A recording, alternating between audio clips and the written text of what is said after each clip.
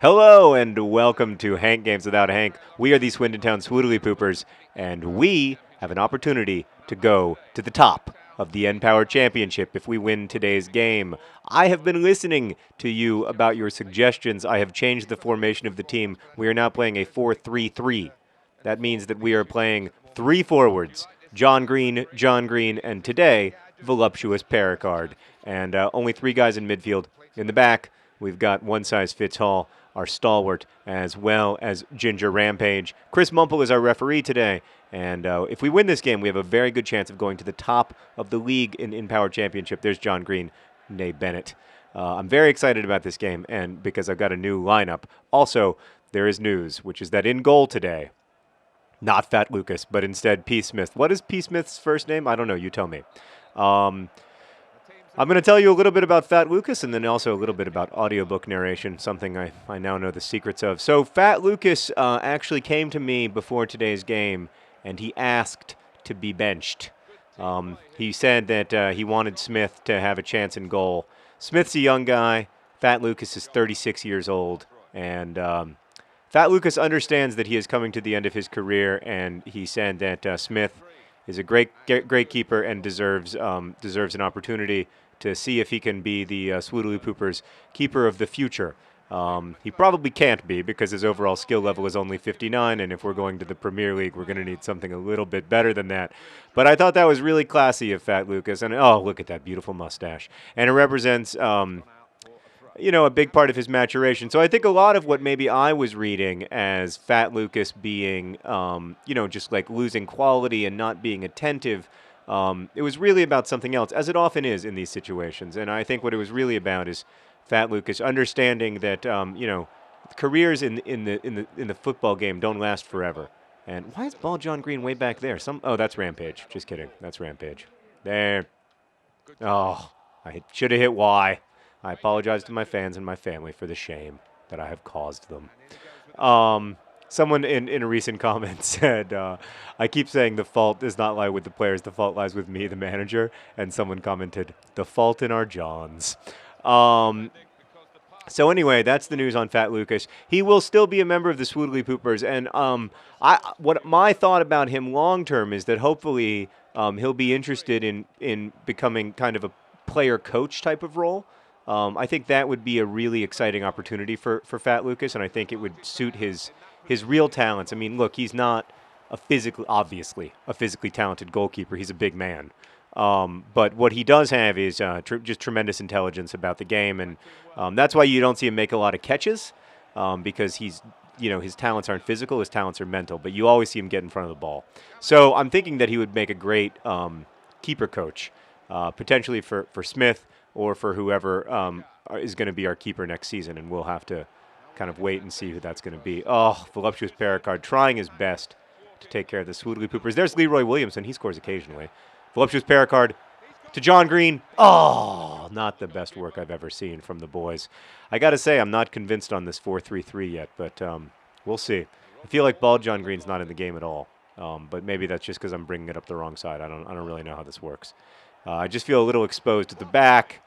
Fortunately, that guy can't get it past P. Smith. So I was recently in Grand Haven, Michigan, narrating one of the two editions of the audiobook of The Fault in Our Stars. It was a really interesting experience because I learned a lot of important things about myself, including that I am not a very good audiobook narrator.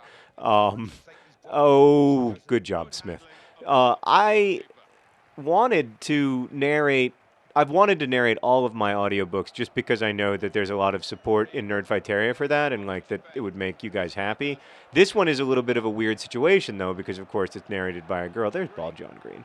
And it's a little weird to have a 34, as previously discussed, have a 34-year-old man narrating the voice of a 16-year-old girl.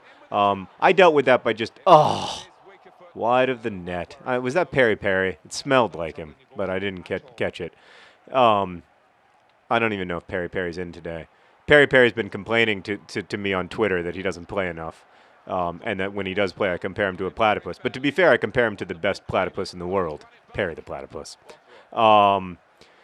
So Anyway, the first thing about audiobook narration that surprised me is that it is incredibly physically demanding.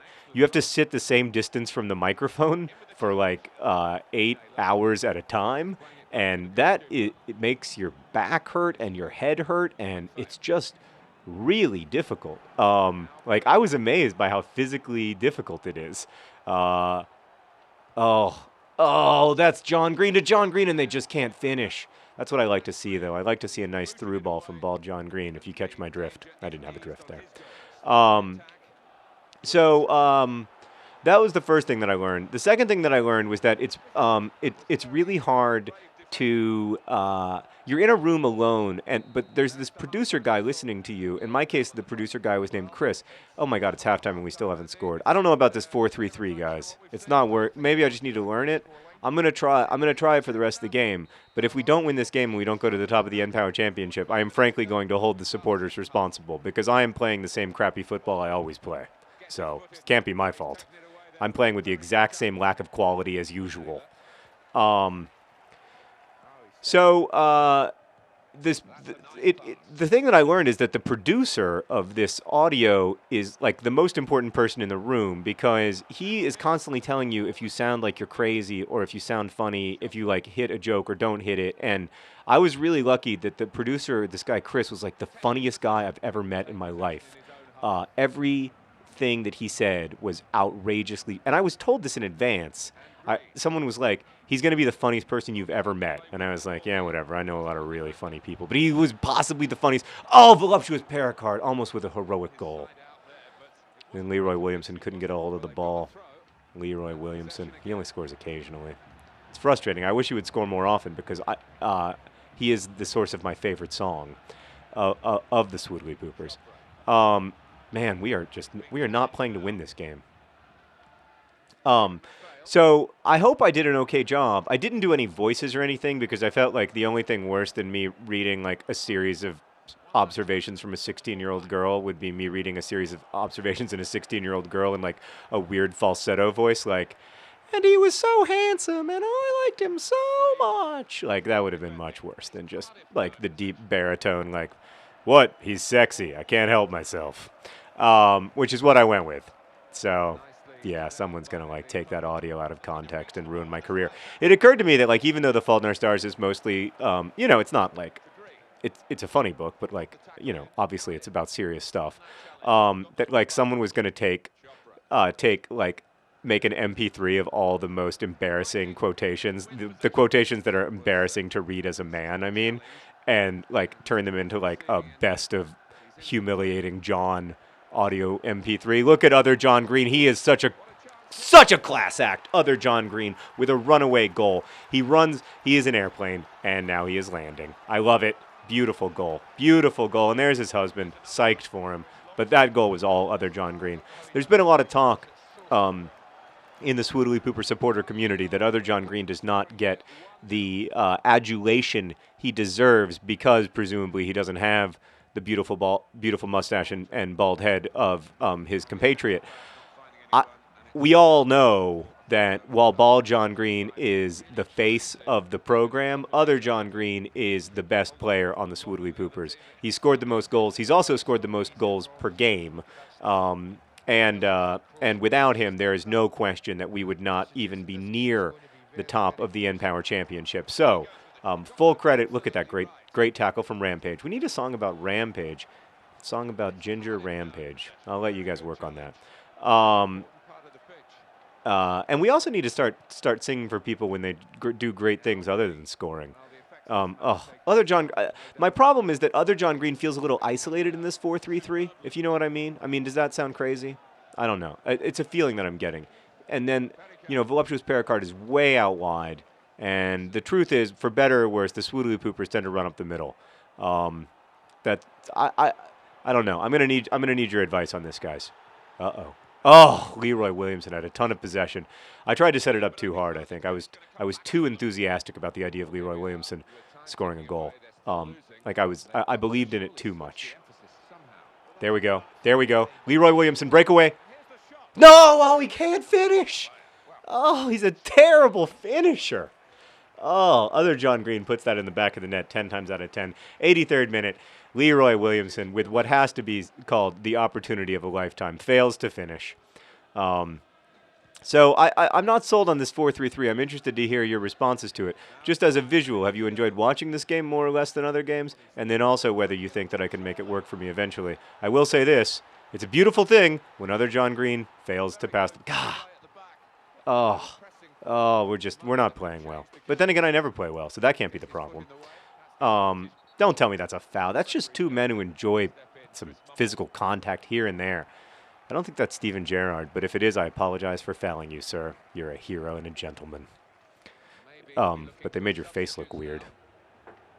All right, we still can't give up a goal here in the last few minutes because then we would not go to the top of the championship and everything would be tragic. Voluptuous Pericard taking it out from the back like the hero he is. Look at him running. Look at him running. Was he offsides? No, he wasn't offsides. Not a good pass. No, boy, that was hideous. I apologize to my fans. We should have won by more, but we did win by 1, and we're going to the top of the championship, and they shall smell their armpits in shame. Smell them. Congratulations to the Swoodilypoopers. What looked in mid-season like we were not have any chance of going up to the Premier League, suddenly it looks not just possible, but likely. I will play again with the 4-3-3 tomorrow, and then after that we will make a decision as to whether we wish to continue with it or not.